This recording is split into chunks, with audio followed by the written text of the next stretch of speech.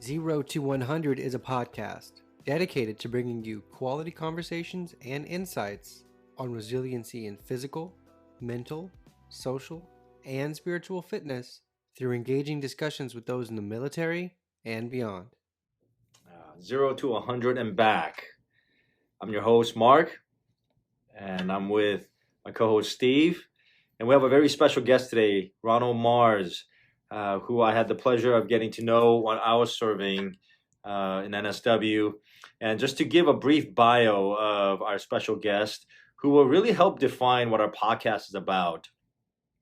This is really just the tip of the iceberg of all his accomplishments, but Ron was in the Navy for 27 years, and out of that, the majority of his time was as a Navy SEAL, and not just as a SEAL and multiple combat tour veteran, but also a tier 1 operator with Development Group.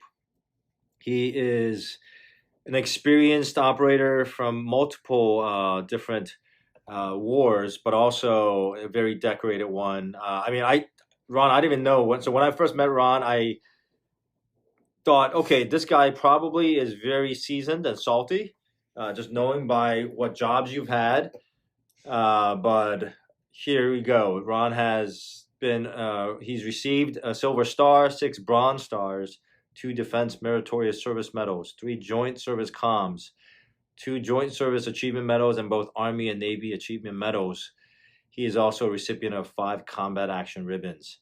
So now I know that Ron's going to have a lot of stories for us based on that. But here's another interesting part of Ron's background, is that after all that, he had to now learn to be a student again and go to school for his MBA and other degrees and learn how to be a businessman and a normal person, I guess, if you will, a civilian. So with that introduction, I actually have a quote from a book, Ron. You might have actually met him, because I met him personally. He was in Coronado. They had him at the center. Sebastian Younger, right? Who's a journalist who's been to war many times as a journalist. He's an interesting dude because he's almost like a combat veteran. Even though he's a journalist, he's like shooting cameras. That's right. But I love this book, Tribe. And there's a quote from his tribe that I'm going to quote a few of them today. But I want to start off with this quote. And I just want to start off from this quote and just see, hey, what resonates with you? And we'll take it from there. This is from Location 60 in the Kindle book, right? The sheer predictability of life in an American suburb left me hoping, somewhat irresponsibly, for a hurricane or a tornado or something that would require us to all band together to survive. Something that would make us feel like a tribe. What I wanted wasn't destruction and mayhem, but the opposite, solidarity. I wanted the chance to prove my worth to my community and my peers, but I lived in a time and a place where nothing dangerous ever really happened. Surely this was new in the human experience, I thought. How do you become an adult in a society that doesn't ask for sacrifice? How do you become a man in a world that doesn't require courage? Off to you, Ron. That's right. Yeah. So, the one thing I used to say, and I still say it to this day, it takes adversity and being extremely uncomfortable to create unity. And when you have shared experiences, good and bad, there's a lot of growth that's involved, and I've experienced that on a number of occasions, inside and outside the military. When having triumphs overseas in Afghanistan, Iraq, and carrying the victory flag home is a completely different feeling than putting your buddies on the helicopter. When bad things happen. Yeah. But at the end of the day, it's there's a lot of strength that comes out of those experiences, and there's a lot of probably in the same thing that Younger's trying to piece together there. There are connections there that even after you leave and you're gone and you experience something like a hurricane or something like that, it's just catastrophic. It weaves people together, and it's one of those bonds that you can't explain it until you've been through it. Yeah. So you can't quantify it. Yeah. if that makes sense. Yeah, no, it does. And I start off with that quote because I'm hoping that the future episodes of this podcast addresses that, right? Because for some civilians, it's something they can't relate to. The 0 to 100 mindset. Like you said, you tell your wife you're like an on and off switch, right? There is no dimmer. Yeah, in the military, you're the effects of cortisol, stress, chronic stress. It's basically, especially when if you're running off of an MH-60 overseas, and you have helicopters coming down. You get the 3-minute call, the 1-minute call. You're sitting in the door of the Hawk, coming down. Everything is always pretty near the same. You get in the brownout. Helicopter levels out, starts coming down. You're getting updates from the ISR birds. You got people running around off target. You have no idea who's armed and who's not armed.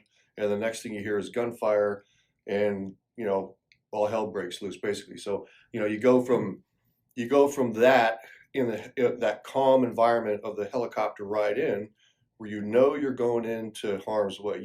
Something's very likely going to happen that is chaos, and it's catastrophic, and it meets all the definitions of what Sebastian Junger's trying to say, and then you ramp up. Your body goes through a series of changes where you can feel the muscles tightening up. You can I always remember I could feel my grip kind of tightening up on the weapon. I'm checking my selector switch, my safety, making sure my laser's on, making sure everything's ready to go. My nods are good. Radio's good. Got enough water, getting ready to go do business. Your eyes kind of tighten up. It's like the visual acuity thing. It's the same thing that animals do when they face a predator. Helicopter lands, and then that's it. It's like that's the switch. So everything else, you're off. You're sprinting to the target building. It's just you're going through all these motions of this years of combat training, and you're putting it all together to basically be at the very height of stress for about 60 minutes. Maybe sometimes less, sometimes more. And then you come down off of that. Yeah. You get back on the helicopter. You fly back to the base. You take your stuff off. When in my last position as an E9, all the guys go take their stuff off. Team leaders come in, meet with me. We do the post-op report. Type all the stuff up that we needed to type up. Situation reports and all these kind of things that would happen on the target. Get all the information disseminated, and then you go to breakfast. Yeah. The sun's coming up. Yeah. Night's over, and now I'm eating scrambled eggs and cantaloupe. Yeah. In Afghanistan. So that's the roller coaster. Yeah. And so that's you think about it, and you think about that over years. Yeah. That's just one night. And I had maybe 450 of those nights over the course of the 10 years. It becomes a programming. You're a switch. Yeah. You've totally programmed yourself to be a switch. Yeah. And so now you're back in the when I was going through the retirement process, and you're meeting with these these medical folks. I remember sitting with one of the psychologists that was talking to going through the VA process when you get out. The psychologist talking to me said, basically the comment was, do you think you have PTSD or something like that? And I was kind of like, let me explain what an average night in Afghanistan was. And I explained, and I basically did what I just did. Yeah. Like, here's what we did. Yeah. Here's what we do. We look at TV screens. We're focused on a target that's intelligence driven. I brief the guys. We do the planning. We get the helicopters spun up. We get on the helicopters. We fly to a target building. We blow the doors off. People get shot. People get arrested. We come back. We go to breakfast. We eat scrambled eggs. We watch a movie, and we go to sleep. Yeah. You tell me. I did it for 10 years. Yeah. I don't know. Right. You know, like you're the expert. You tell me. Yeah. How does that affect the person? And of course, the lady was typing very fast on the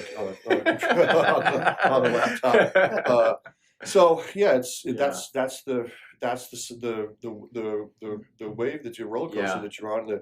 And you know, you get the understanding of people when they make decisions. You have to understand where they are in that cycle. Yeah. You know, because the way that somebody responds at the peak of stress and the way that somebody responds at the peak of calm those are two totally different things. Yeah. And there aren't a lot of people that are well adapted to do that cycle for long periods of time. Right. So the question is, like you know, to your point of the 0 to 100 back to 0. So how do you replace that peak with something else? Yeah. Yeah. So your brain is addicted to this. Yes. So I'm going to get out, and I'm not going to. I have to replace this feeling with something. So maybe I'll go to the ABC store. Yeah. And I'll replace it with something from there. Right. To dumb down that feeling, or to, you know, like, oh, I've got to medicate.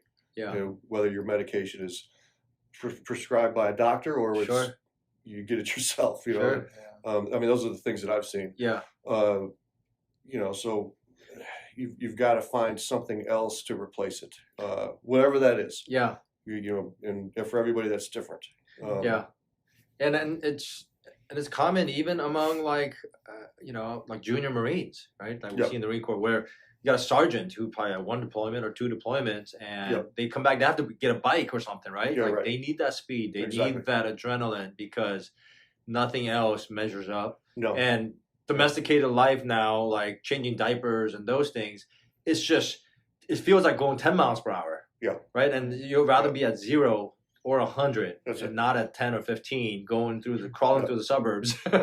So when I retired in 2016, I started to recognize. So I was fortunate to be in the selection and training department at Naval Special Warfare Development Group, and being in that department, you know, we worked with doctors, psychologists, human performance people, and so it's an education process. So it enabled me to, you know, before that I'd been just an operator, you know, combat leader. I wanted to be out on the battlefield. I wanted to be deployed. I wanted to be in a strike force. I loved it. I mean, I just absolutely loved it. People would say, you know, my sister used to ask me, like, are you ever scared when you're over there? I said, no, I'm not scared. That's the safest place in the world. And she'd say, you know, what are you talking about? Like, I was just saying, I'm on a helicopter with a dozen or 20 of the baddest mofos on the planet. There's no safer place to be.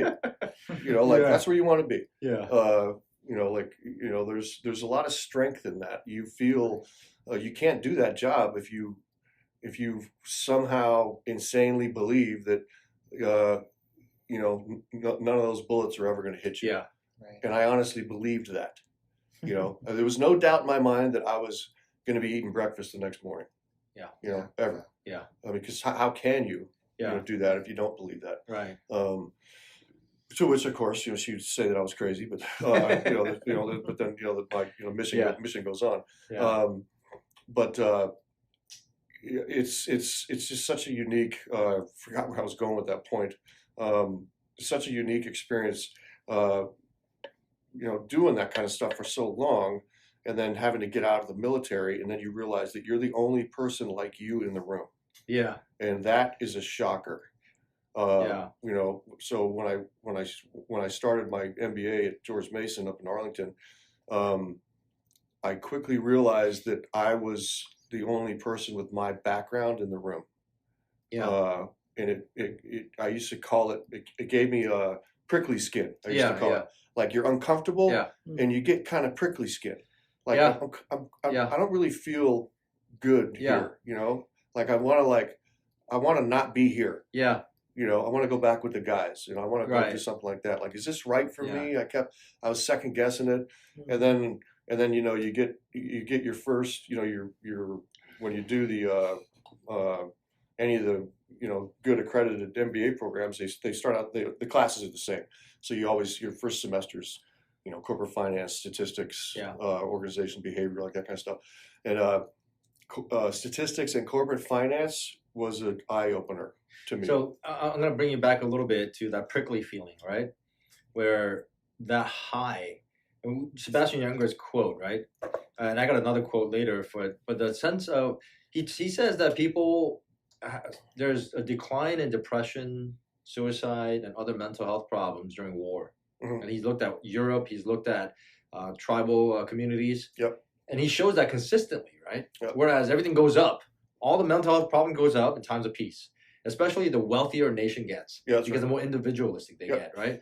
Yep. And so you have had that experience, and when you highlight, like, man, the sense of safety and the sense of mission you feel when you're surrounded with that team, how do you replicate that? And at George Mason, Yeah, what was that like? Exactly. So when you start a program like that, you do team assignments. So I did get some of that. So you're just part of a different team. So I basically came to realize that you've got to, you're addicted to the team environment, to being around kind of people that are working collectively towards some common goal, something like that. Yeah.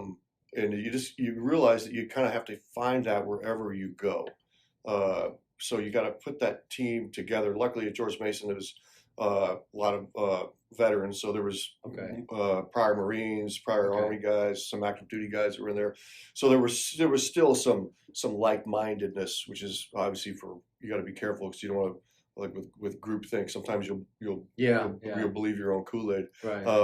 But it was diverse enough that it allowed for some flexibility, some movement in there, and then you can hear, you can grow from other people's ideas, from totally different experiences that they have than what you have.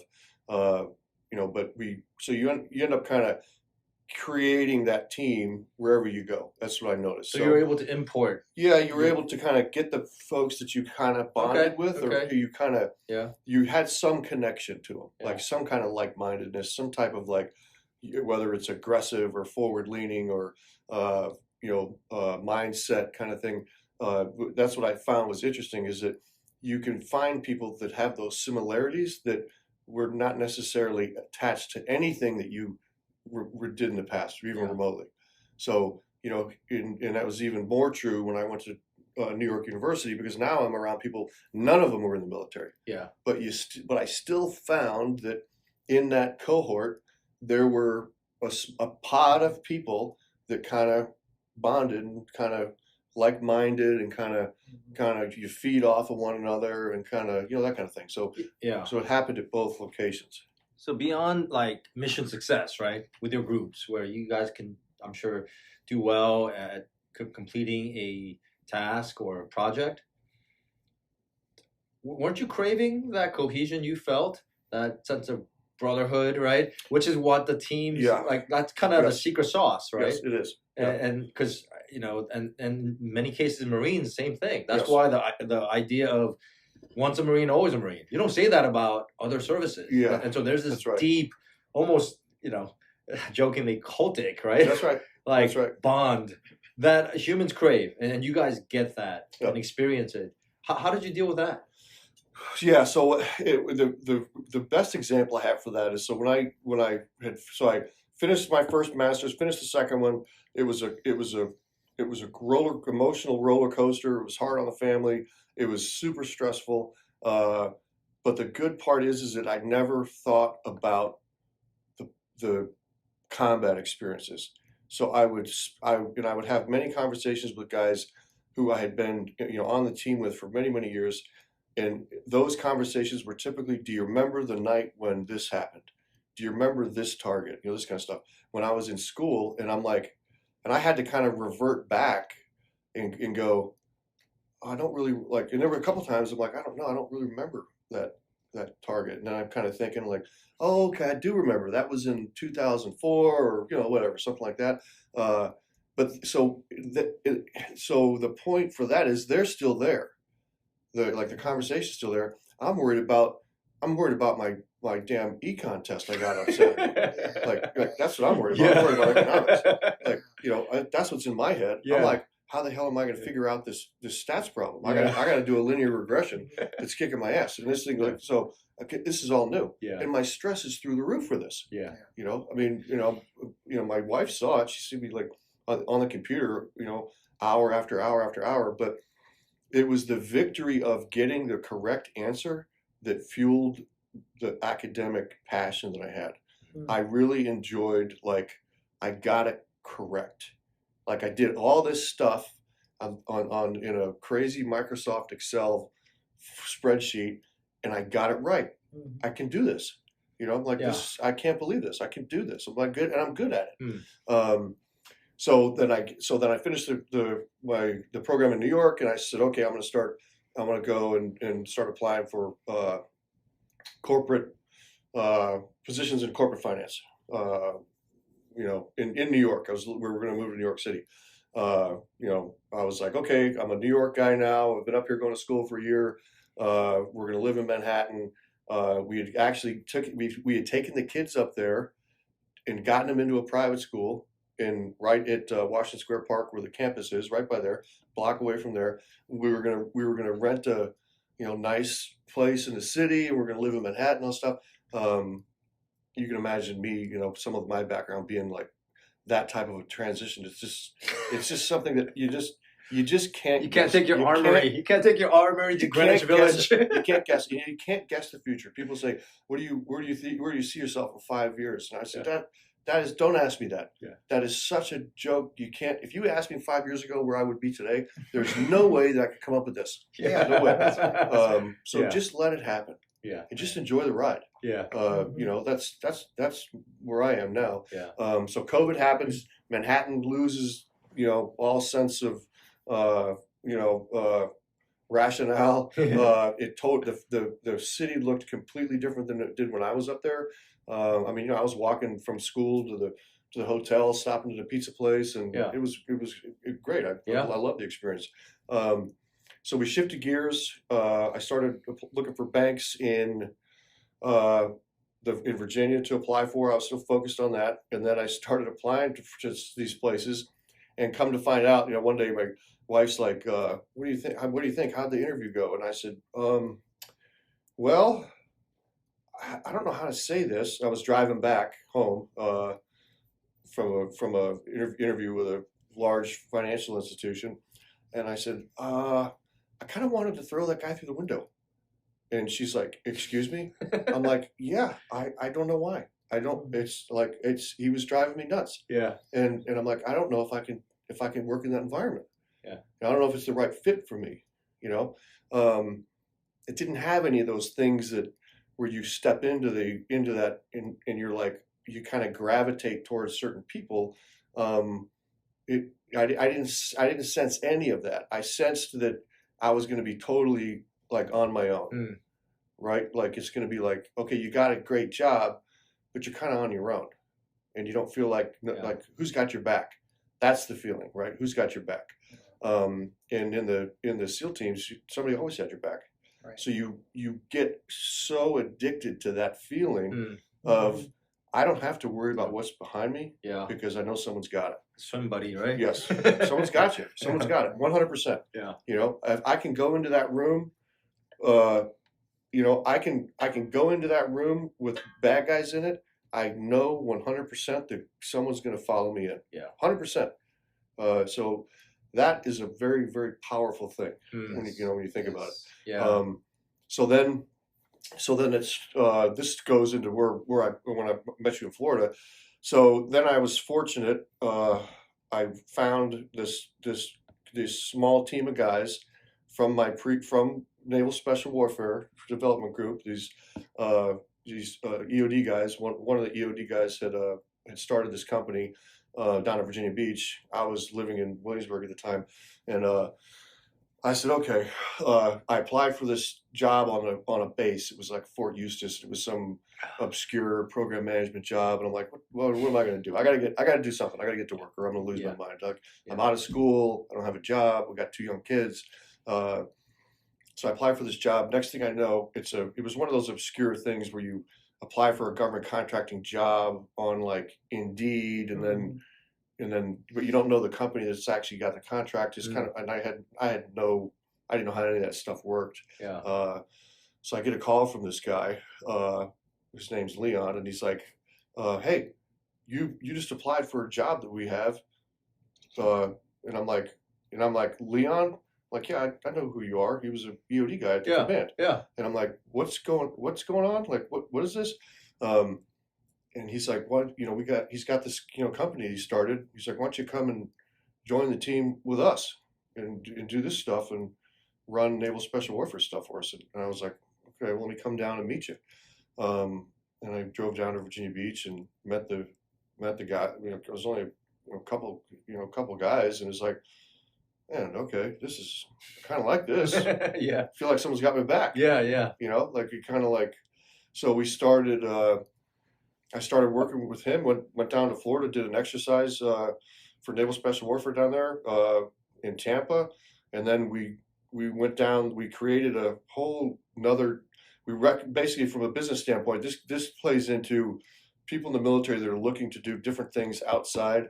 When you start to think in the concept of business and creating something that's unique, that's marketable, where you can have fun, you can earn an income, and you can have an impact on the community. Yeah. So that was my thing. I was like, okay. I joined Leon up in his company. The company's called Rigid Tactical, RIGID. So I've been with Rigid now for a year. And what I did was after I'd met you, I was like, this one day the war in Afghanistan, all stuff is gonna be gone. It's clear, like writing's on the wall. Every special operations folks are gonna get back in the water. I know that's gonna happen, 100%. It's a question of when and which companies are in that space ready to respond to that.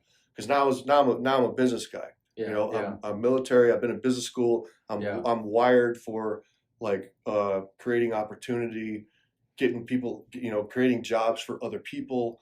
That was my focus of like, how do I, with all these other guys that are coming out of the military, what are they going to do, right? I mean, I was hearing all these like, oh, I'm going to be a realtor, or and that's fine if you enjoy that stuff, but if you don't enjoy it, it's going to be a disaster.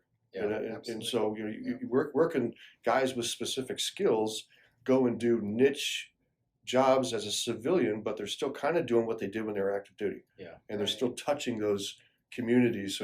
So it's keeping them grounded, and it goes back to it's keeping them have that sense of like, I got their back, right? I got you.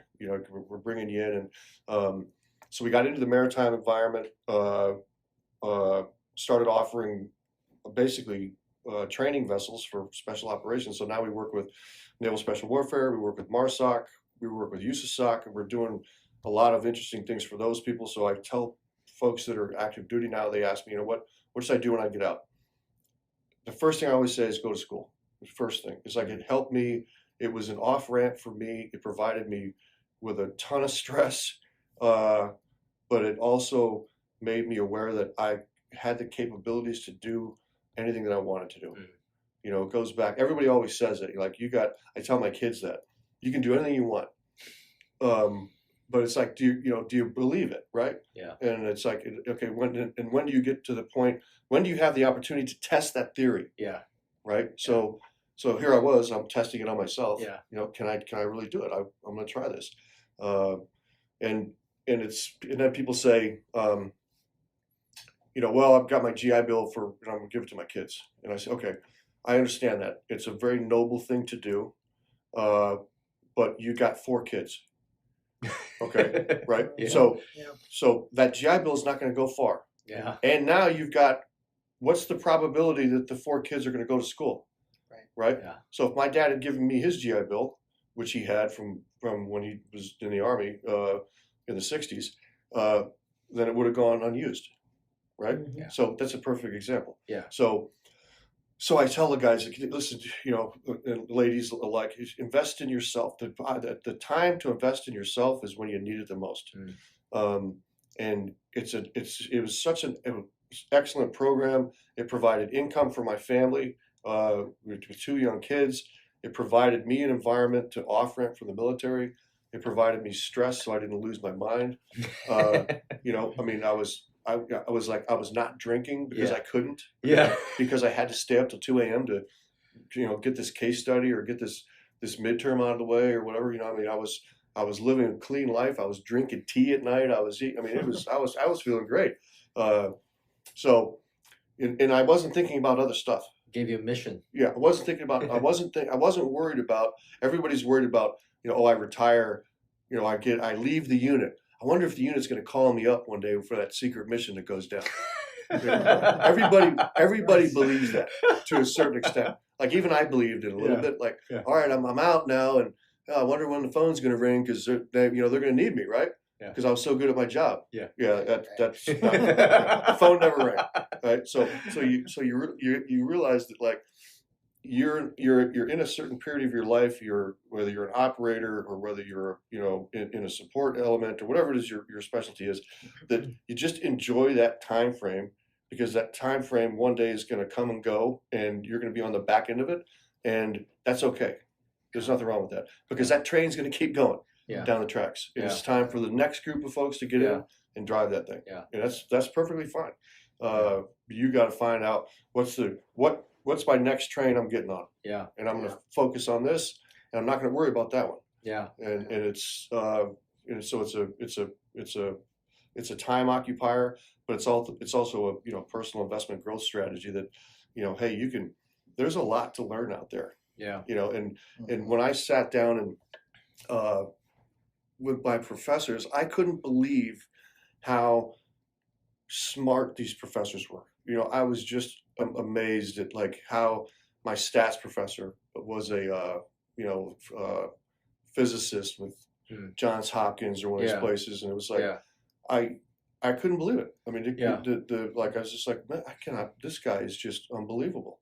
So I was always amazed at how people could be so good at one specific thing, and I found myself thinking, man, I wish I could spend a year as like an aide to my finance professor.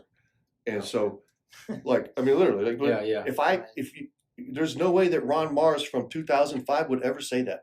So I'm going to stop you there for a second because of that, right? And I think that is a challenge for a lot of younger service members, and where they may look at either people who are in academia or scholars and be like, well, they're just talking about theories. I'm actually in the real world dealing with real problems. And so that's kind of a common, right, sort of stereotype about people in the ivory tower. Like they don't know what's really going on. And being in the military, theory and concepts only matter if they have real life kind of impact. And so you said yourself, the younger version of you would not have said that. What happened in your life that kind of opened you up for that?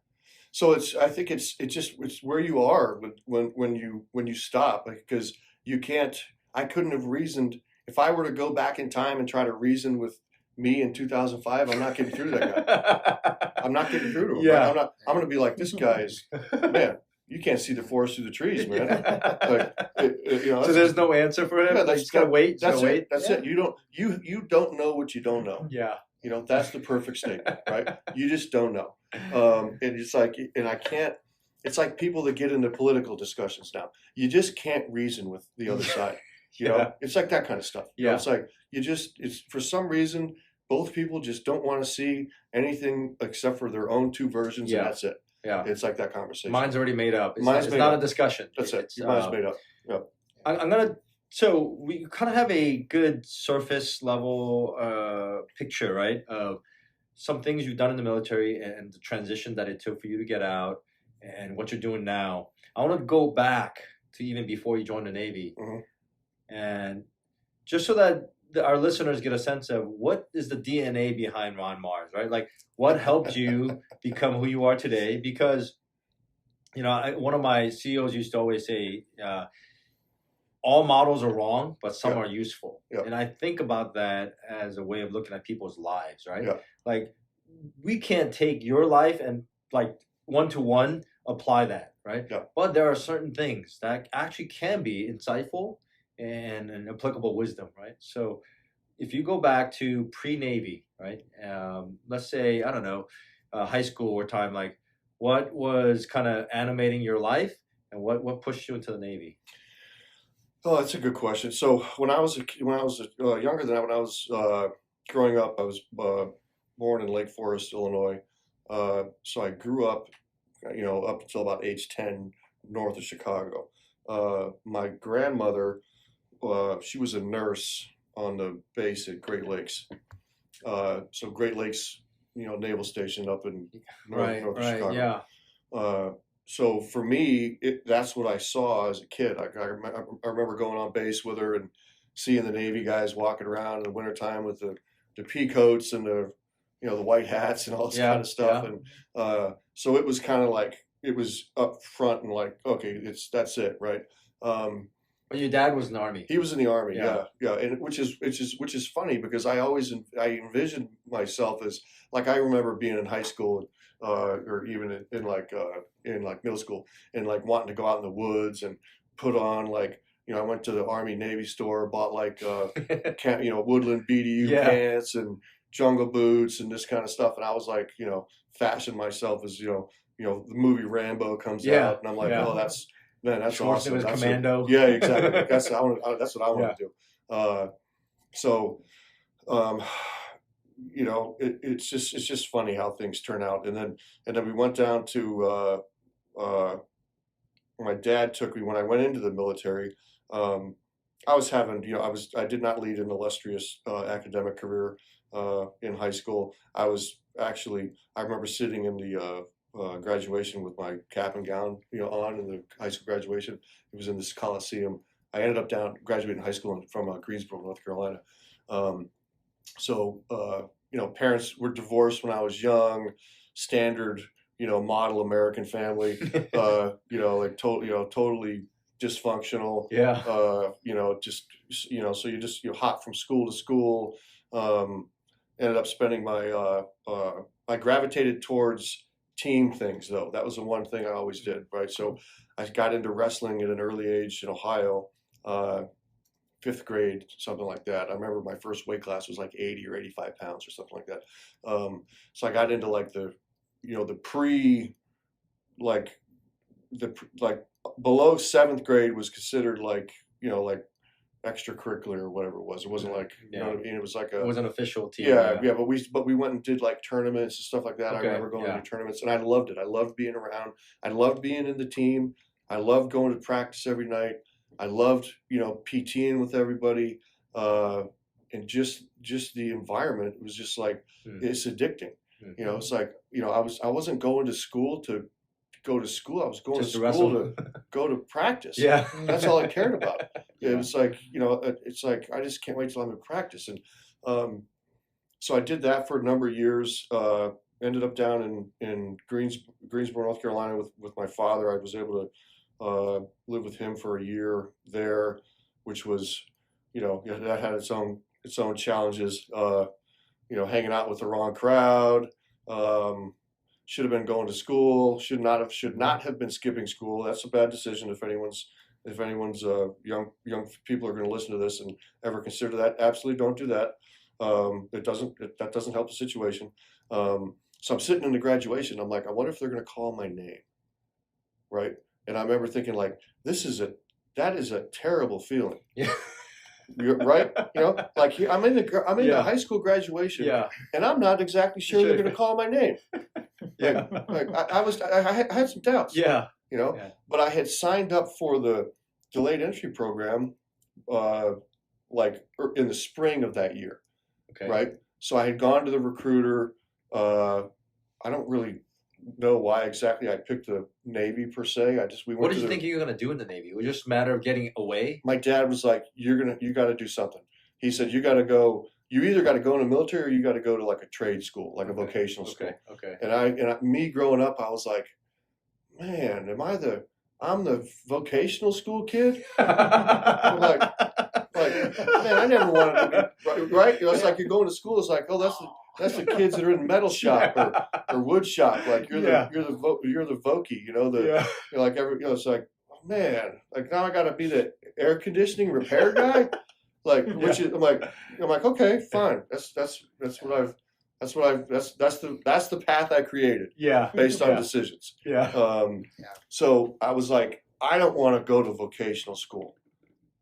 I'm going to go to the military. Okay. And so we went down to the recruiter's office. So you were kind of forced. Yeah, it was. I joke around. I tell people it was either boot camp or prison. Yeah. So not quite as serious as that, but I mean, it was a life-changing event. Yeah. I mean, my dad had to sign to get me in. Yeah. Right. So I personally think, I can't confirm this, but I think that the reason that they gave me that high school diploma was to get me out of Greensboro. Yeah.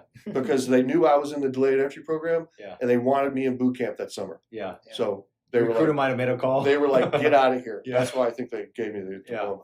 Yeah. So I turned 18 in boot camp.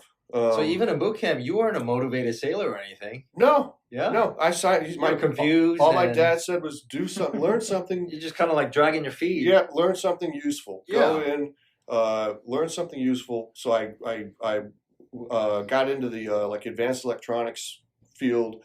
So I qualified for like a year-long school. So I got so he says don't go in and don't do something that's not technical. Get a technical skill. Okay. So when you get out, you can have Yeah. technical skills and you can use them. I was like, Yeah. okay. So I was like, they got this electronic stuff. I'm like, okay. So I go to electronics school, and then that did well in that. So how was that like? So you kind of being pressured to go to the Navy by your dad. Your dream was to be Rambo, not go be an electro nerd in the Navie. And then, like, what was your motivation level? Like, how did you get by, and how did you do there? It was kind of the same thing. So it was like, I ended up in this electronics cohort. Mm-hmm. So we were together the whole time. So the team, same thing. So you start in A school, you start in this class, and then you're with that as long as you don't like fail out or get rolled back or whatever they call it.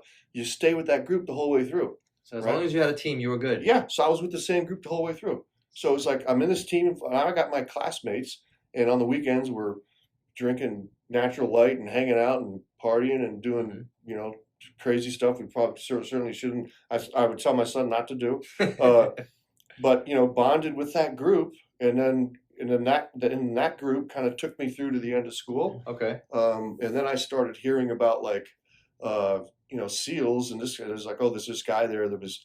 He's always running with boots and carrying rucks and doing all this kind of stuff. Like it was back then, it was like mystical. Yeah, what is that guy? Yeah, exactly. What does he work for? What the hell's he doing? What's this guy? He's outside like doing push-ups all the time. Like, oh, he's going to be a SEAL. And I'm like, what are the SEALs? What is this? What is this stuff people are talking about? Like I've been totally off the radar. Yeah. And then I was like, oh, that's kind of cool, man.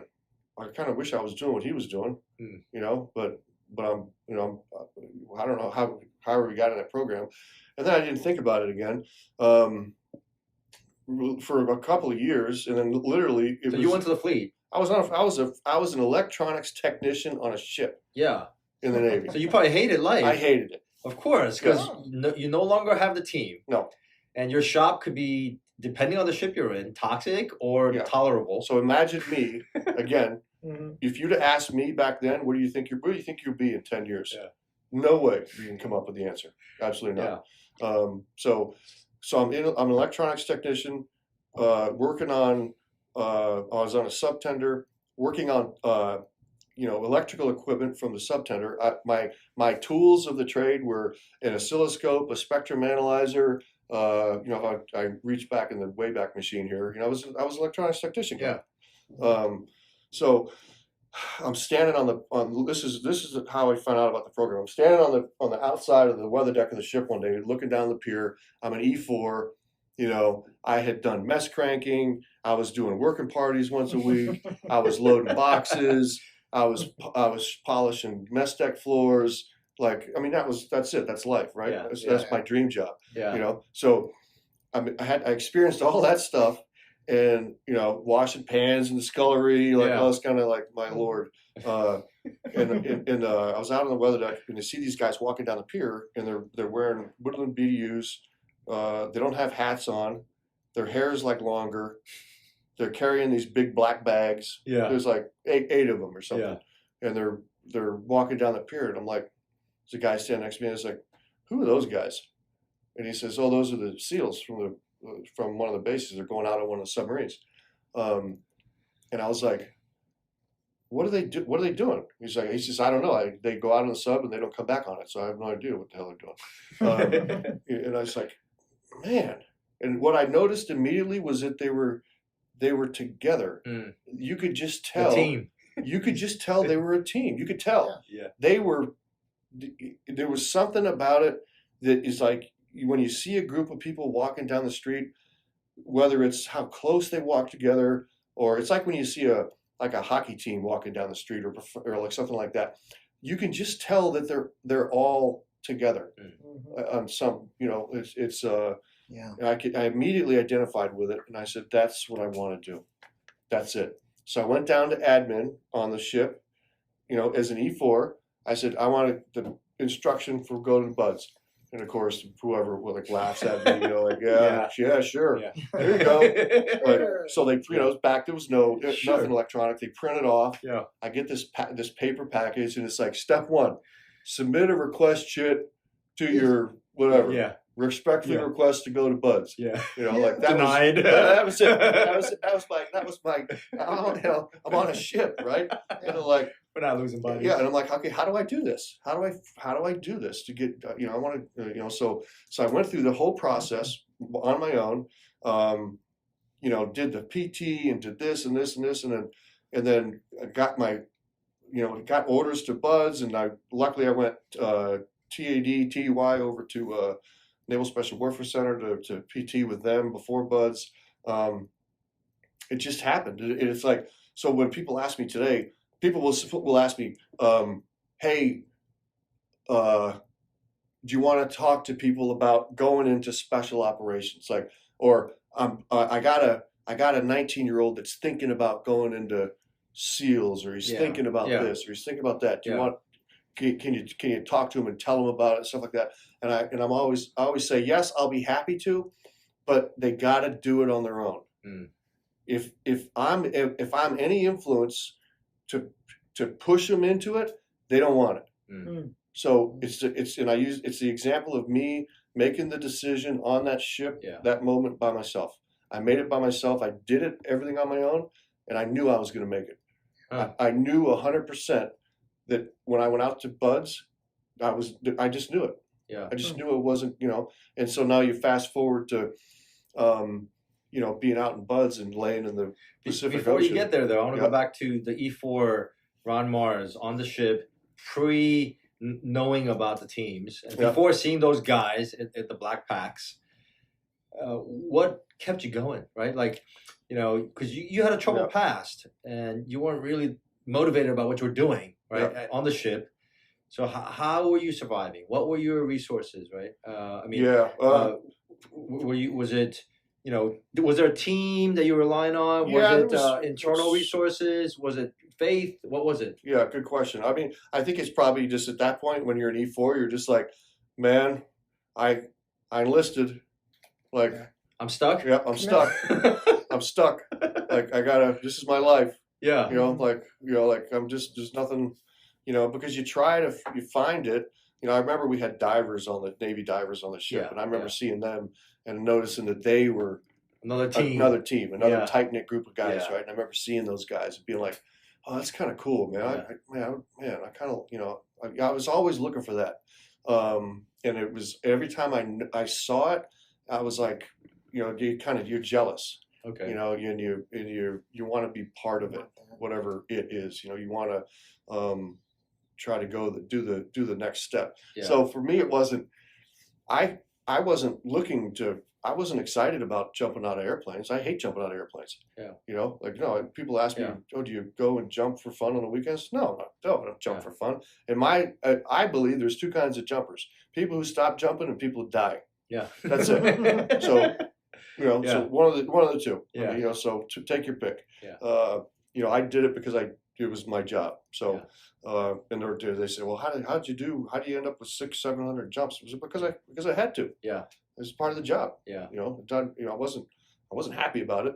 I wasn't like, I wasn't one of those guys that's like, oh, great, we're going on a jump trip. So because before like that E4 point, right? For many, that's the breaking point. That's a breaking point, right? Yeah. So they may not. Some people get in trouble at that time, right? Because they're just like restless and frustrated, or they get in trouble to get out. I mean, when I was deployed, I remember the ship deployment where I can't tell you how many were saying they're suicidal, they get pregnant, or whatever, right? Just because out of a desperate angst, I just want this to end. And so I'm curious, like, if you were talking to Ron Mahrs, the E4 today, before the teams and before that knowledge, what would you tell? What would you tell that E4 Marine, sailor, soldier? Like in that predicament, right?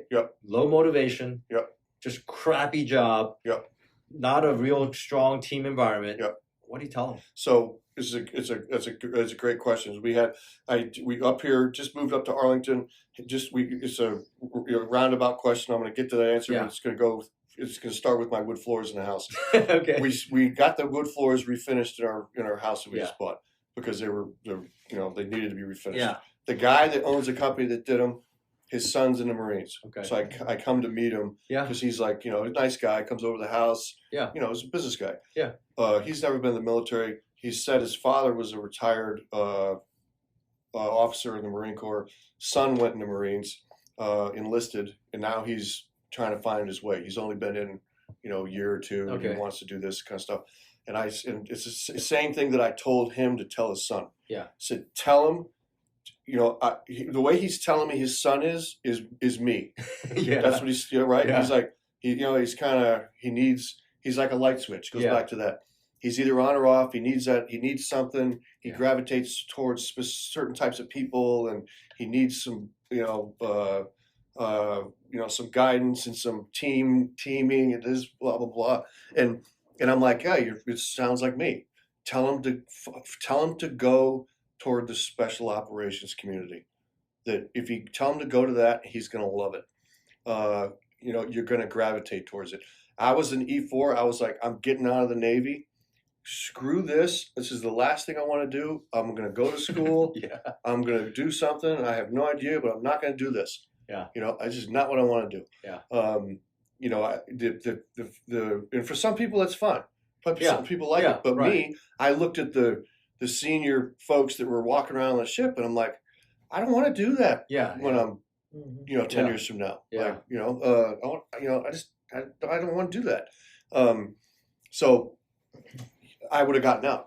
I would have gotten out of the Navy. And then Lord knows where I would be now. I mean, so the special operations community basically changed the direction of my entire life. It straightened me out. It grounded me. It gave me access to people who were 100% focused and committed. They believed in what they were doing. And that was the biggest thing for me is that, everyone has experiences where they've worked in places where you're 1 foot's in and 1 foot's out. Right. So you're only half in it, in these some jobs, everybody knows how it is. They see this like that person would rather be somewhere else, right? They're just doing this because they have to. You get into a community where that's not the case. Everyone is coming in for the same reason that you are. And that's extremely powerful. And then when you walk down the street, you get that sense of like, now people are asking you, what do you guys do? Right. And they ask you that because they can tell. They can tell that there's some type of strange bond, cohesive, agent that's in there that's got you guys tied together. And it's addicting. And even people on the outside looking in say it's addicting. And it just changes your whole mindset on it. And then, I was in E4 with 4 years in, I was getting out. And then fast forward 27 years, and I couldn't believe it. I couldn't believe it. So for the folks that are, and they know who they are, the people that, would be listening to this, they know like what resonates, and they know what they're attracted to, and they know the direction. Sometimes they just have to understand that they got to go after it. Okay, then. So I think that does help speak to like somebody who's still new to the military or new to the Marine Corps, wrestling with it. Yeah, maybe special operations is an option, or maybe finding a different community within the military is another option for them, right? Whether it's diver, whether it's I don't know, a different MOS. What about somebody, right? Because generally, I think the perception might be people in special operations do the cool stuff, right?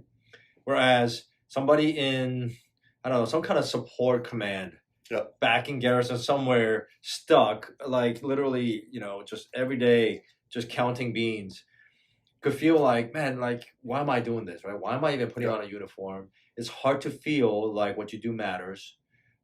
But some of them might be too senior, or might be just that ship has sailed, right?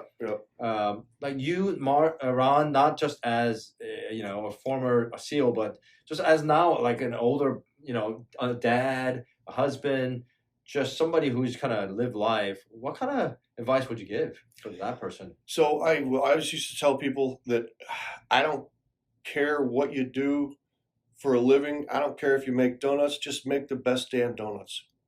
So I don't care what it is, just be the best at it. That's all I'm asking. And you're going to be part of the team. I used to tell, the guys, there was a guy named Tony that was, he was a bus driver on one deployment force in a strike force in Logar, Afghanistan. So he was a supply guy, right? Yeah. LS. Yeah. I loved him. Yeah. Like he was part of the team, and he maintained the supply stuff we had on our camp in the strike force. Made sure that we had stuff that we wanted, and and he drove the bus out to the helicopter. Yeah. And picked us up from the helicopter. Yeah. Every night, right? Yeah. So, like you can't do anything without that guy. Yeah. Right. So, it's just one example of we spool up the mission. We're doing the back briefs. I can hear the buses pulling up. Right. Ready every time. Right. That guy's there with the bus, Chalk 1 was on one bus, Chalk 2 is on the other, everything every night, right? Yeah. You get on that bus, you walk in, hey, Tony, what's up, buddy? Thanks, man. And then you see him 90 minutes later after, you've survived another one, and you're like, and he's there waiting for you. So the feeling that you get when you're putting together a team of people and you're coming in on a helicopter and you just been shot at, you just shot people, you just crazy stuff getting blown up, and you're coming in on the 47 to land, and you look, now you're over the base, and the bird comes over, and it kind of, spins around, you're looking out the ramp of the 47, and you see the buses sitting there. Mm-hmm. That's pretty cool. Mm-hmm. You know that everyone is there for the mission, right? So no matter where you are, whatever place in that wheel where you are, just be Tony. Mm. Just be the guy that's always. Yeah. He's all. I always could count on him. Yeah. Right. There was never a moment that I didn't think he was going to be there. Yeah. So it's weird. It's like you go outside and your parents there in the car waiting to pick you up. Right. So as a kid you're like, man, I hate being the last one here. Yeah. I'm like, everyone else gets picked up. That's not a good feeling. Mm. So it's kind of that same weird feeling of you're back home, right? You're back on the base, and there's because you're one big kind of family unit in the strike force. It's very similar. That's good. That's a good, I think, good universal, right? Just a value of like whatever you do, whether you make donuts, drive the bus. Just take pride in it, and that's it. That's it. And you got to be a glass half full person. Mm-hmm. You got to, you can't. Glass half empty is contagious. When you get people in a team that's a pessimist, it spreads like wildfire. Yeah. And it's like you gotta. I've been guilty of it too. You get somebody new in charge that you dislike, or that you have whatever the issue is. If you start down that rabbit hole of persistent pessimism, it's a disaster. There's never been a time that I've seen it turn out well. Yeah. Never. So, it goes back to the sine wave we were talking about before, is that, you got to figure out as early on as you can, whether it's 17 or 27, at some point you have to figure out that your path is a sine wave. It's not a straight line. So it's everything is peaks and valleys. And there's times that I enjoyed being on the peaks, and I worked for great people, and I was with great teams, and there were other times that I was down in the bottom, but I knew that at some point I was going to come back up on the other side. So once you come to realize that, whether that takes maturity or age or whatever that is, when you can figure it out, it's imperative to recognize that very quickly. Of, okay, yes, we're kind of at a low point here. I don't like going to work. I don't like where I am. I don't like my boss. Well, guess what? It's not forever. And it's hard to tell young people that it's not forever because they think it's forever. Yeah. Right? Yeah. Because to them, you got a 20-year-old, you're talking you're talking about a 2-year period of their life to a 20-year-old. Yeah. Well, 10%. that's a large percentage of his life. Yeah. Or his or her life. Yeah. 2 years to me is a much different thing. Sure. Is like, okay, it's 2 years, whatever. I can stand on my head and stack BBs for 2 years. Yeah. Whatever. So it's coming to that realization that, that eventually you'll be on the backside of it, but you are a factor in that success rate or in the environment and in your overall happiness wherever you are on that line. That's you got to create it. Yeah. And if there's nothing that I disliked more was getting somebody that was just again, the folks that are just against everything. Yeah. They're against the system. They're against, and some of those people, I found that you can't, wasn't able to reach all of them. Yeah. Going back to the theme of the 0 to 100 and back, right? I saw this a lot, and it's definitely prevalent in the teams, but I'm sure it's a military-wide thing. But people who are good at their job in combat, the same skill sets are usually hurtful in relationships. Mm-hmm. Right? So it makes you lethal as a warfighter. Yeah. It makes you so incompetent as a husband or a wife or whatever, right? Yeah. And so I want you to speak on, how did you learn that, right? Because you were single for a while, right? Yep. You got married later, right? Yep. So you had a long years of conditioning. Yes. Of being good at as an operator, but now dating comes in or marriage comes in. What was that like? And like learning new skills. It's the ultimate test of patience. But yeah, so our daughter was born when I was 40, right? So yeah, late bloomer for children. So yeah, basically married and started having children at 40. So many years of being, a single operator, didn't have any, I didn't have anything in my house. Was that intentional? Did you want to wait? No, it wasn't intentional. Okay. It's just kind of, basically, I think it's just especially when you're getting on, when you're deploying every year, it's just, it's out of sight. Yeah, right? you just can't, it's like, it's not even possible. Yeah. And then I wanted, I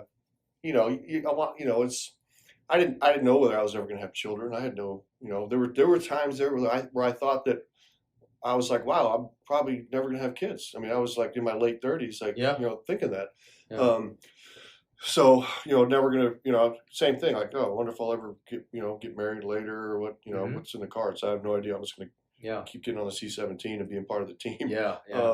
So get married. Then it's funny because you end up, everybody always thinks that like, oh, they got to find their like perfect match and these kind of things. And I just say, listen, marriages are like being in a SEAL assault troop when you've got.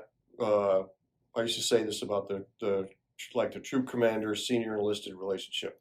I used to tell the guys that when I was a warrant running training, that's a marriage between those guys, right? So the 04 and the E9, you guys are married, all right? So not all marriages are fun.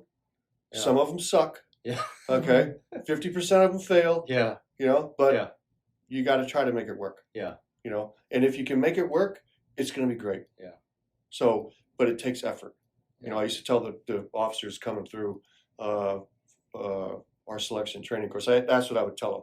And I said, you know, so just look at it from that aspect, you know, and from the E9 aspect, I used to say, I can talk smack about the true commander, you can't. So, because of that relationship, right? Because it's protected. Yeah. You know, and if you go about it in that sense, then that helps that union to grow and to be stronger, so that the guys can't break it apart, which they always want to do. Yeah. Right. So it's the same thing with being married and real. Is that, you know, I apply basically the same stuff, and I think it's because I'm older. I've had more patience now, and my, you know, luckily, you know, my wife's, you know, smart, and she's got the right sense of humor to put up with me. But it's very unique. I mean, I think it's tough to find. But I'm even if your wife is extremely understanding, I'm sure there were points where you had to make adjustments, right? And like, okay, course correct. I still do. If I don't, yes, you know, I've been married 18 years, right? And it's a lifelong kind of journey. That's right. I think Steve's been married longer even. But I guess, what are some standout things where, like, it stood out to you that, wow, this works with the team guys, but this will not work with my wife, or this will not work with my son or daughter? Like, anything that you can kind of specify, like, like that, well, it's light bulbs. It kind of, I mean, it's funny when you draw the comparisons, because there's a lot of similarities when you, you know, I always say, you know, when you're trying to be a leader of people are all the same, right? They're still people. Okay. So you still have the same kind of challenges, but you have to be, you know, so I use some of those same things, some of the same techniques, but not with the same intensity as, you know, active duty type of thing. But for me, it's mostly about wanting to. It's back to the donut, right? It's like, I want to make the best donuts. Yeah. You know, I want to be successful at in your relationships. Yeah. Right. Yeah. Like, and I would tell people, you know, when you're growing up in the community, there's a lot of challenges. You know, you're traveling. There's a lot of distractions. It's very hard on the wives. You know, the guys are traveling. You know, you're out with your buddies, you're partying, you're drinking, you're on the road. What I would tell people is that if you want to be single, be single. If you want to be married, be married. Be all in. That's it. Just be all in. One or the other. So that's the main reason why I was single for as long as I was, is because I didn't want to go into something and screw it up. So, you know, I was like, I'm just gonna, I don't want to disappoint anybody.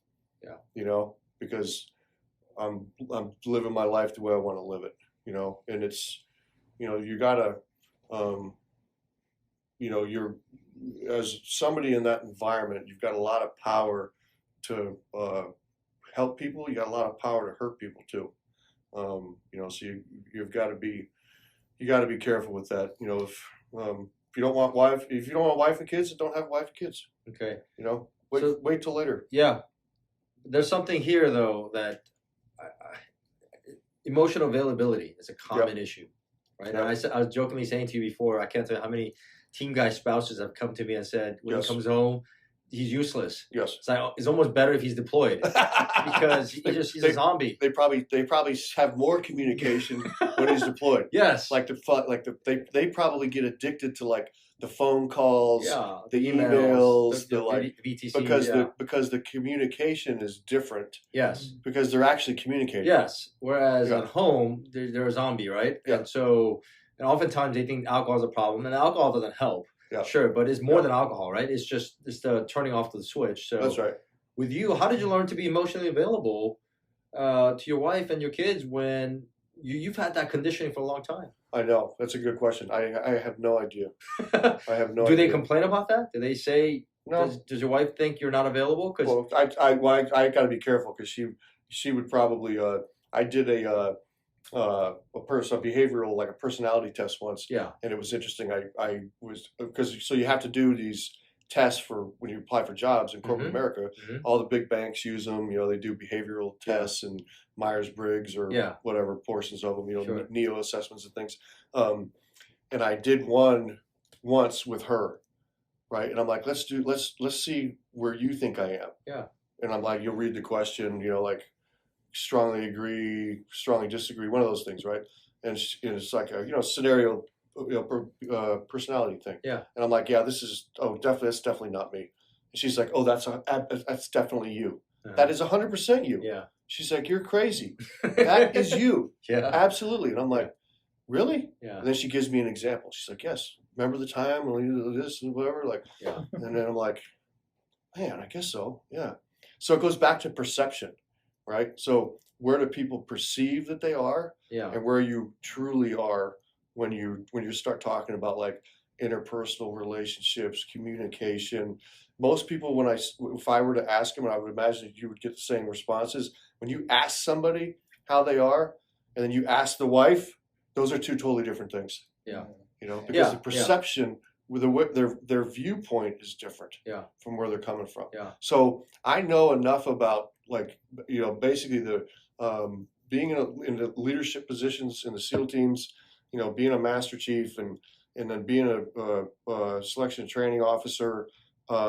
It enabled me to grow and experience and be around people where I could learn how to be a better communicator. Mm-hmm. So I started basically looking toward people who I saw had different skills than I did. Okay. And I took the opportunity to learn from them or watch them. Yeah. You know, so I'd find people that were like, oh, I like the way that guy communicates, or I don't like everything he does, but I like the way he particularly does this. And I'm going to do that. Yeah. So I tell folks, find people that you trust and that you, you know, that you respect, whether it's peers or leaders, and pull in the traits that you think are effective and make those yours. Yeah. And you don't have to become somebody else, like, oh, I'm going to be just like that guy. No, but I like the way he does this.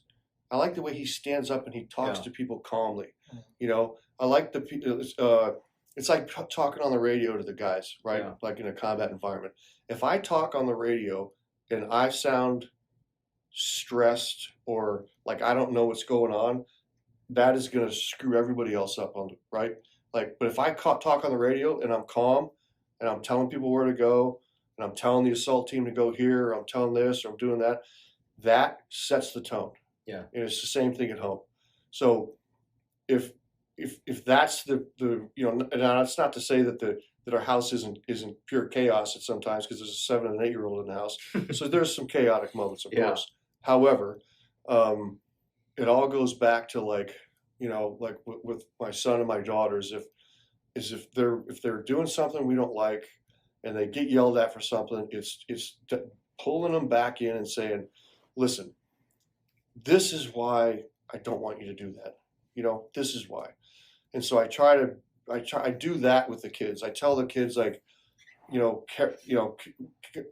since they were, you know, very tiny, what's character? You know, and they go to Catholic school, so they say character is what you do.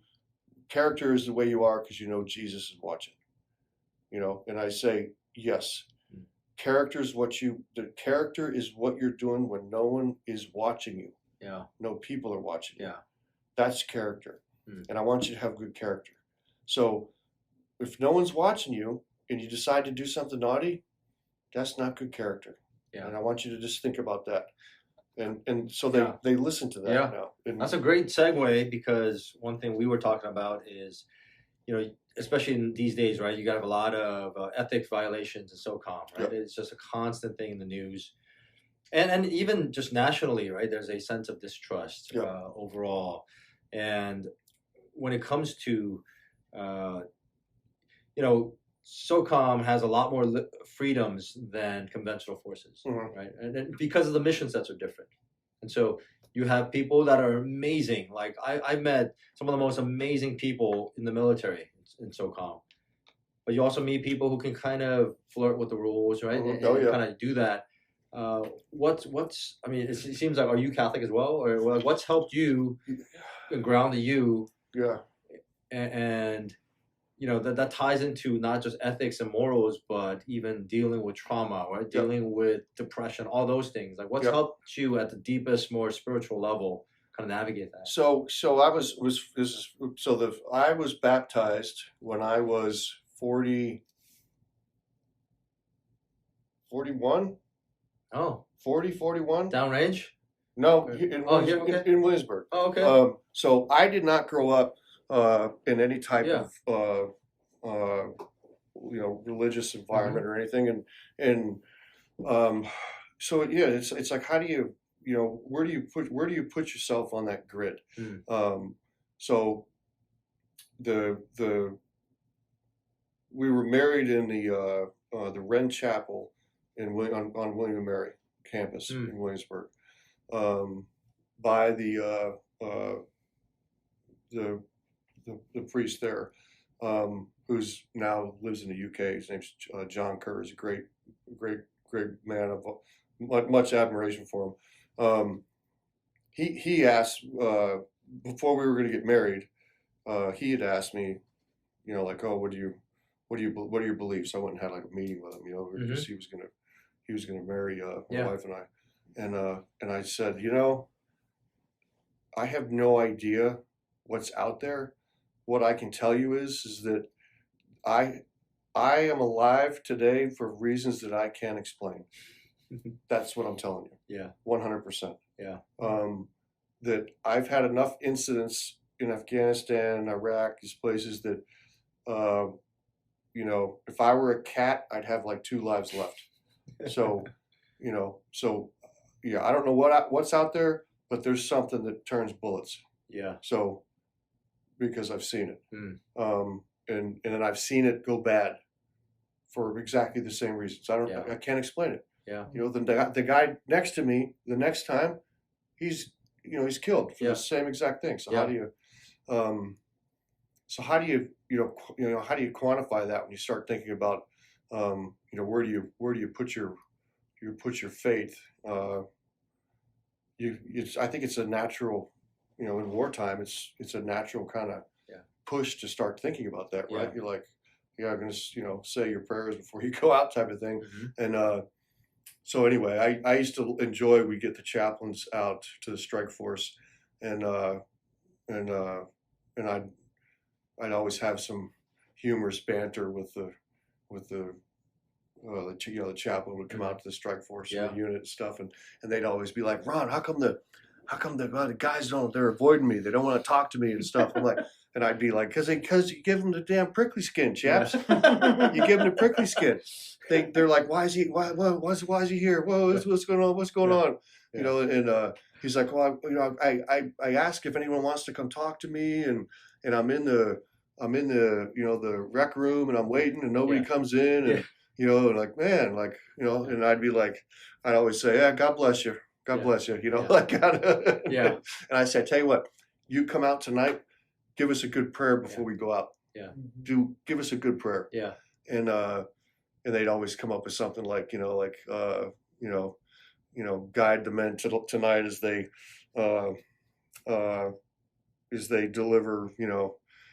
deliver evil upon those who wish us harm, or these kind of things, and the guys are just like, those kind of things, right? Yeah. So it's just, it's when you're in that environment, you're just kind of like, you don't want to come to terms with the fact that you're not immortal. Yeah. And it's you have to respect it. It's that, right? Because you see too much that you cannot control. Yes. So you have to respect it. Yeah. It's like, if I stop believing I'm immortal, or that I'm just lucky, then bad shit's gonna happen. Pardon my French. I remember thinking, you get attached to. We're a very superstitious group. Yes. So extremely superstitious. So you do everything the same. And then you come back off the helicopter and you're like, man, I didn't get killed tonight because I had my magic pen with me. Yeah. You know, like, or I had my magic this, or I had this, because I always wear this patch and I never get shot. Yeah. So this is what it's from. Yeah. You know, and you start to like kind of believe it because you can't explain or see, or you know, you're trying to think. You need something beyond, right? Just patterns. Yeah. Right. Beyond just the predictable. That Mhm. somehow is an X factor. That's right. That's Yeah, right. professional athletes are very much the same way, right? Like, you know, they have their little totems and in their lockers, like a ritual before a game. But you know, you being such a team-oriented guy since you were a child, that's one of the ways in which a lot of team guys fall, right? Because the section leader or the platoon chief or whoever may not be, you know, in the right place. Yeah. And so now you being a team guy, you have to like, well, I want to be loyal to the team. Yeah. I don't want to be the one that messes it up. So that's oftentimes, right, why people fall or go the wrong way. So there must be something for you that's an inner compass. And again, informed by this sense of like, okay, like your conversation with the priest, like, well, I haven't named it anything in the past, but yeah, there's something more than me. Like, I don't know what it is, but I've seen it. Yeah. So what has kind of centered you? Well, so I've noticed. So there was a couple times in Afghanistan where I was basically like, you know, things, things happened. You know, one night a grenade went off right in front of me, and I didn't have a scratch on me. And you know, I've gone up against you know, barricaded shooters, and I'm still here. And you know, so there have been times that I've walked outside the, you know, walked out of the room or into the courtyard of the compound, and I've looked up and kind of look up in the air and kind of hold my fist up and give a little like, thank you, appreciate that. Yeah. You know, and then you keep going on. So Yeah. you find yourself doing those things. And then you start to, I mean, you kind of start to think that like, okay, like I'm here for a reason, right? Mhm. Like, what's my path on earth? Yeah. Why is it that guy didn't make it and I did? Yeah. You know, I don't know what that Yeah. is, but I think it guides you as you start to get older, that, you know, you can do good things and you can impact people's lives in a good way. And that was kind of the nexus of when I mentioned the, like, starting of a nonprofit foundation a year and a half ago. That's the basis of it, right? Like being I got this extensive background. You got these guys that are out there, you know, writing books and doing things for self, right? And I said, okay, what can I do to do something for the community, so that all my Army buddies stop asking me if they teach writing courses in SEAL training. You know, which is the jokes. Yeah. Hey, do they teach writing in buds? Sure. Like they teach you, you know, I'm like, great, thanks. How to do a screen call? Yes. So, you know, so I was like, okay, how can I use my background to influence, to do something so the good for people, for academic pursuit, but also good for the junior SEALs going in, that you can use your background and all your cool photos for something that's not just for you. So talking to my wife about it, I said, you know, I'm going to start a foundation for academics. Primarily goes back to the GI Bill stuff. So like for guys that want to do the noble thing and give their GI Bill, let's start something where we raise money and we give the money out to people for academic scholarships, that type of stuff. So it's called the Operator Foundation. Another plug there. So it's it's basically for JSOC folks. Mm-hmm. And then I included the Marine Raiders right now because of my brother-in-law. So for the listeners, just say a little bit about your brother-in-law. Yeah, so my brother-in-law's Tom Saunders. He was the Master Sergeant who was killed on the Mojo aircraft, the Hawk that crashed in Florida in March 2015 with his team. So it's my wife's brother, uncle to my kids. So he and I, kind of Did pretty. you guys serve together at all? Was there overlap? Yeah, so it was when I was a warrant officer when he was a team chief down at MARSOC. Got to know him pretty well. Had a lot of awesome conversations with him. Very similar childhood experiences, troublemakers. You know, in school suspensions, detention room, Saturday school, you name it. Yeah, Yeah. that was it. It's so we had a great connection with that. And then we talked about the Marines. We talked about MARSOC. Doing creating unique capabilities for the teams. And I told them, hey, I'd love to help do stuff for you guys, and so I included them with the foundation, and then also with the company that I'm working with now. We're doing a lot of stuff with the MARSOC battalions down in Stone Bay. It's great. It's awesome. It's amazing. When it's addicting because you go. I was just down in Stone Bay last week on the base, and when you go onto the base, you go into the team rooms. It's like you're back. It's like you're back. Yeah. It's like, man, do I have to be 50? Do I have to have reading glasses? Like, is this like really? Like, can I just be with the guys again? Yeah. So we'll go do training. We do training courses for them, and we do. We provide some unique maritime assets for them under the Rigid Tactical brand, and then it's addicting, and I love it. It's amazing, and so I get to do stuff for Tom. We've given out my foundation's given out scholarships to several Raider folks already. So this is. The scholarship is for actual active duty Raiders. No, I give it to anybody. So if it's children, there was families too. Yeah, families, spouses, support people, operators. I just call it the Operator Foundation because it's catchy. Yeah, and because people like the name operator. Sure, right. Sure. So, but I'm never going to to support people. If Tony, the bus driver, asks me for a scholarship, he's getting a scholarship. Yeah. Right. That's awesome. There was a Raider out in California whose daughter was like 6 or 7 years old. Well, no, I think two kids. They had two kids, and they wanted to play soccer in California, but apparently the soccer league is like $2,000 to play soccer or something like this, and so they couldn't afford the kids to play soccer. Yeah. So he said, "Hey, would you pay for the, it's an academic foundation. Would you pay for soccer?" I said, well, "Of course, we'll pay for soccer." Yeah, that's absolutely tied to academics. Like if you can, I think physical performance is 100% tied to emotional and academic performance. So your kids are going to play soccer. Yeah. So we did that. I've written probably 26, 28 checks so far to schools from MIT down to community colleges. So active duty folks, retired folks, daughters. Mostly a lot of daughters, surprisingly. So it tells me that there's a possibility that my sister's correct when she says that women are smarter than men.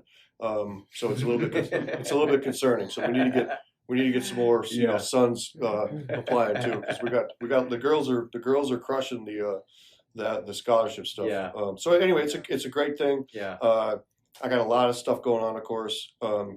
But that's when you get out of the military after 27 years, you have to have a lot of stuff going on, or you're going to lose your mind. Yeah. Like you're going to be stagnant, Yeah. and you can't be stagnant. Yeah. So it's okay to be busy. My wife yells at me all the time. Can you just put the computer down? Can you just put the phone down? Can we just watch TV for an hour? Can we watch this one show? And I'm always like, I'm sorry, I can't do it. Yeah. I can't. I'm just not that person. Yeah. So she has accepted me for who I am. Yeah. That I'm the light switch. Yeah. So I shut down when I close my eyes and go to sleep. But otherwise, I'm always doing stuff. Yeah. And trying to take do the next thing. Yeah. When you get to the top of that sine wave after retirement, I want to stay on that. I want to stay on that crest as long as I can. So a good friend of mine, Pete Kirchner, is the director of MPEAK, right? And I told you I'm going to go down to MARSOC to talk about that. mindfulness, performance enhancement, awareness, and knowledge. It's a mouthful, but it's operational mindfulness, right? He works with Olympic athletes. I brought him to NSW when I was there. We had a contract, and one thing he says that I like is he says, "Slow is the edge for the hypervigilant," right? Yeah. So he's talking about law enforcement, special operations, or people who are just in combat zones, right? And so when you say you're the light switch, I'm curious, what happens to you when you are dimming and when you are in cruise control at 60? Like, how do you react to that? Like sitting down, watching Netflix with the wife. That will constitute, right? That's right. Speed limit, That 60 miles per hour. That drives me nuts. Yeah, that drives me nuts. Like you said, she'll come downstairs and I've got like, Black Hawk Down on, or I've got like, Saving Private Ryan. Yeah. Like she's like, you've seen that movie 100. Like, why are you watching that movie? Full Metal Jacket, like kind of stuff. And I'm like, I know. I'm like, this is how I get my sanity. This is how I this is how I relax. And she's just like, I think she just gets it because both of her brothers were Marines. So it's kind of, I'm a lot. I'd say I'm probably a lot like her brother Tom was in some of those regards. Like that's what makes me who I am. Yeah. But there are times I'll sit down with the kids, which is funny because you gotta be able to do both. So I'll sit down with the kids and we'll watch like their cartoon movies. Yeah. Trust me, I've seen hundreds of cartoon movies in the last all the Pixar movies, 5 or 6 right? years. Yes, I know them all. So they say, you want to watch this movie? I say, okay, yeah, let's do that, because I know that moment in time, sitting down with the kids, sitting up, arms around both the little kids, watching that cartoon, not touching anything. Yeah. No devices, no nothing. Those are the times when you can't put a price on it, and you gotta invest in it. Yeah. So I recognize those moments too. So I do that stuff. Yeah. So you have to, and I've noticed that it's like being on the team when you're in the SEAL team environment. There's a lot of, we call them man hugs, right? Man hugs. It's like you see the guys, you see a guy you haven't seen in a while. It's a hard handshake. It's like, come on, get in here, bring it in. Give him a big bear hug. So there's a lot of physical connection. It's like a pack of dogs. You see them they're always like they got to be touching each other, exerting their like dominant stuff. Yeah. It's like who's got the stronger bear hugger, Yeah. So there's a lot of power in physical connection. Yeah. So if you don't go out of your way, to get that physical connection, then you're going to be disconnected. I've noticed. Yeah. Even with my wife. Yeah. Right. So if my wife is sitting on one couch and I'm sitting on the other, it's like you both kind of make it a point to like sit next to one another or do some type of physical connection thing. It's very grounding, and it was always very grounding at the unit level too. Right? Yeah. You're sitting on the 47, you're sitting next to your buddy. Yeah. You're sitting right next to him. Yeah. You're in the door of the 60, he's right next to you. Yeah. He's touching you. Just like when you're going down the hallway and you're clearing a building, how do you know that the guy's behind you? Because he's touching you. Yeah. He's touching you. You can feel him. Right. So there's a lot of like security in that, and especially when you're trained that touch means that the team's with you. It's a profound impact, and I think I've noticed it with the kids that it's like, it's grounding for them. Yeah. Right. Yeah. Same thing it is with being married too. Yeah. So now I know my wife tells me all the time. She's like, come on, try to be a sweetheart for once. These kind of things. And I like laughing. And so, but you have to, you have to grab people and, not, grab them as like your, like the same way I do our like a pet, like it's the same thing. It's a sensation thing. So anyway, I've found that really works a lot. I mean, having kids is just an amazing experience. Unbelievable. You know, guys always say that they should have, oh, you got 2 boys. Congrats. Oh, good job. Congratulations, or whatever. Like, or I got all boys, or, these kind of things. Having a daughter is, if you don't, you got to have a daughter. It's totally different than having my relationship with my son is different than with my daughter. Yeah, absolutely. I mean, she would sit on my lap as a kid. And even now she does it sometimes. She's got her like hand behind my head and she's like twirling my hair or she's doing, I mean, it's just different. The emotional connection. It's just different, makes, right? It's just different. Yeah. I got 3 sons and a daughter, so I know exactly what you mean. And Steve's got a daughter too. Yeah. I mean, it's been such a, guys ask me, how's the family going? How's everything going? I'm like, oh, it's a disaster. It's a disaster. We just moved. We got a dog. I got 2 kids. It's a disaster. How do you think it is? Yeah, it's chaos. Yeah, but it's a chaos that I absolutely admire it, and I love it every second of the day. Yeah, like it's just to be able to be home, not gone, with the kids, and to enjoy the times and take them to Little League. Yeah, do this stuff. It's just priceless. So I tell guys, don't worry about having a daughter. It's good. It's fine. I'm sure it'll be stressful when she's a teenager, but I love it now. Yeah. She's 8. Yeah. Yeah. As we wind down, I just got a couple of things. Steve, if you have anything too, please jump in. But I got one more last question, which is, I know you're, not in the Hollywood sense, but if you were to write a book, what would it be about? What would you believe in enough to actually put it down on paper? I don't even know. I mean, I don't know if people would be more interested in like a life story type of thing, or more interested in how do you get people to run off of a helicopter when you're going into the complete unknown situation. How do you get people to do that, right? How do you get people to step off that bird with you when you're getting shot at from I've always been interested in that concept of how do you be that type of a person in a leadership position, and that was something that I'd always, certainly tried to do and did whenever I could was, I'm going to be the first one off that bird. I'm always going to be the first one off it. And you gotta do those things, because as you're a senior guy and you're in that leadership position, people are watching you and they're listening to what you're saying. I remember running into a guy who I had interviewed for our selection and training course. I didn't remember the individual, but he remembered me. And the power in the position and the power that you have to influence people at certain times. And he mentioned that, I remember when you interviewed me and you said this, just whatever you do, do it the best that you absolutely can every time, whatever it is.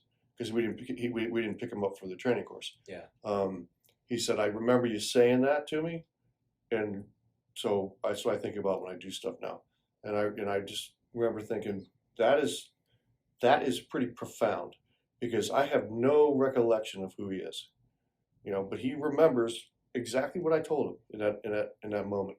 So it's basically, how do you make people understand that that's the position that they're in, and they gotta do good with it while they can, because so many people lose that opportunity. They don't appreciate where they are and the power that they have to influence people. Yeah. And you might influence somebody, and you might hear about it years later. So I think the win is when you have people that contact you, years down the road when they no longer work for you, and they ask for advice. They don't work for you, but they still ask you. That's 100% a win. So when I get those kind of things, that's when I'm like, that's a great feeling. So Good, yeah. Book. Maybe it'll be maybe a children's book. I love it. Or I can write a book about how to be a Navy SEAL, how to be a Navy SEAL that can you transition from guns to Microsoft Excel. Yeah. That's kind of trade the rifle for a laptop. That's right. That's 100% it. 100%. Yep. I'm not that guy anymore. Yeah. Yep. So yeah, that's great. It's a great ride, and folks have to appreciate what they have when they have it. Yeah. And take advantage of their youth, and push the envelope. I mean, you gotta try. Yeah. At least you may not make it. That's fine, but you gotta try. I think your story encapsulates what I would love to highlight for any listener or any Marine, sailor, or soldier, whoever, dealing with the transition of, war fighting or day job, and then family life or personal life, right? And one thing I found extremely admirable among some of the team guys that I've worked with is, I would say, hey, take the drive you have in being an operator, apply it to completely a new skill set you're not good at, which is marriage. Yep. And you're going to thrive. Yep. And I actually had the opportunity to see some of them do that. Yep. It was extremely rewarding. And so the tenacity, the drive, if you just apply it there, it may take a little bit, but and I think you're kind of a case study of how you did that in business and other aspects of life. So great, just a great story, great example. Yeah, Steve, you got anything? Thank you. Yeah. I think it's a realization of nobody's perfect. No. Certainly not me.